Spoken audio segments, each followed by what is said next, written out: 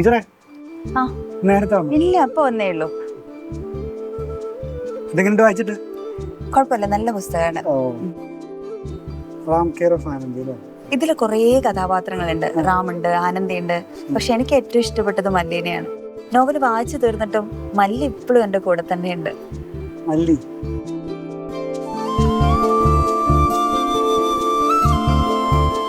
അവിടെ മല്ലിയാണെങ്കിൽ ഇവിടെ നജീബാണ്. ആടുജീവിതം ഇത് ഞാനും വായിച്ചതാ. ഈ ബുക്ക് വായിക്കുമ്പോഴേ ഈ ക്യാരക്ടർ ഇതിന്റെ വിശപ്പും ദാഹവും പ്രതീക്ഷയും ശരിക്കും എനിക്ക് ഭയങ്കരമായിട്ട് ഫീൽ ചെയ്യണോ. എനിക്ക് തോന്നുന്നു നജീബ് എൻ്റെ കൂടെ തന്നെ ഉണ്ടെന്നാണ്.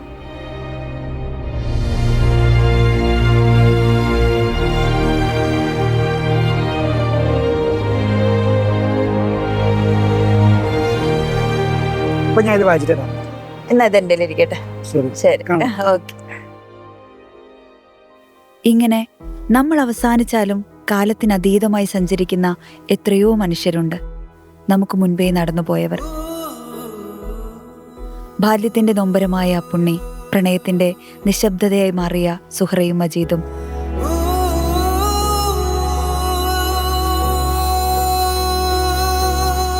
അഭിമാനത്തിന്റെയും ആത്മവിശ്വാസത്തിന്റെയും പ്രതീകമായ ഇന്ദുലേഖ, പിന്നെ വിമല, ഖസാക്കിലെ രവി, ഒലിവർ ട്വിസ്റ്റ്, ഹാംലെറ്റ്, അങ്ങനെ എത്രയോ മനുഷ്യർ. നമ്മള് അവരുടെ ജീവിതം കൂടെയല്ലേ ജീവിച്ചത്?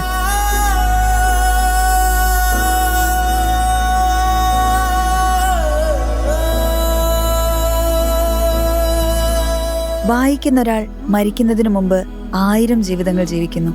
വായിക്കാത്തൊരാൾ ഒരൊറ്റ ജീവിതം മാത്രം ജീവിച്ച് വെറുതെ മരിച്ചു പോകുന്നു.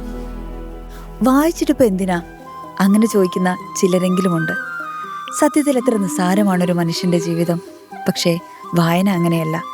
നമ്മൾ ജീവിക്കാത്ത ജീവിതങ്ങളിലേക്കും നമ്മൾ കാണാത്ത ദേശങ്ങളിലേക്കും അത് നമ്മൾ കൂട്ടിക്കൊണ്ടു പോകുന്നു. മരുഭൂമിയിൽ നജീബിനൊപ്പം വിശന്നും മല്ലിയുടെ ഏകാന്തതയുടെ നോവുകളിൽ ആഴ്ന്നിറങ്ങിയും